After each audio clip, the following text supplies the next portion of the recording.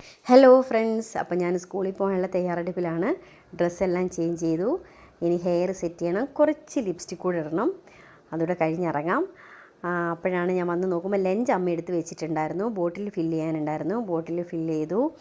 ജോലിക്ക് പോകുന്ന അമ്മമാർക്കറിയാം, നമ്മൾ ലാസ്റ്റ് സമയം ഭയങ്കര ഓട്ടത്തിലായിരിക്കും. എനിക്ക് 9:45 സ്കൂളിലോട്ടും കയറണം. അപ്പം എല്ലാം ഞാൻ എടുത്ത് സെറ്റ് ചെയ്ത് വെച്ചു. ഇതിൻ്റെ ലാസ്റ്റ് നിങ്ങൾ നോക്കിക്കൊള്ളണം. 8ൻ്റെ പണി എനിക്ക് കിട്ടിയത്. അപ്പം ഞാൻ വിചാരിച്ചു കുറച്ച് വെള്ളം കൂടി കുടിക്കാമെന്ന്. വെള്ളം കുടിച്ചു. അതിനുശേഷം വാച്ച് തിരയാൻ വേണ്ടിയിട്ട് ഓട്ടമായിരുന്നു. ഓടിപ്പിടിച്ച് വാച്ച് എന്തായാലും കണ്ടുപിടിച്ചു.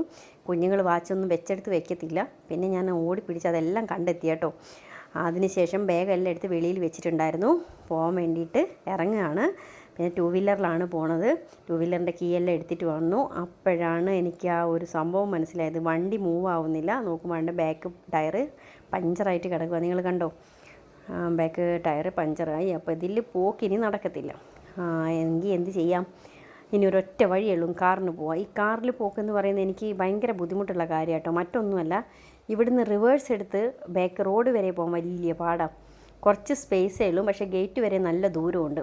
അപ്പോൾ റിവേഴ്സ് എടുത്ത് പതുക്കെ ഞാൻ പോവാണ്.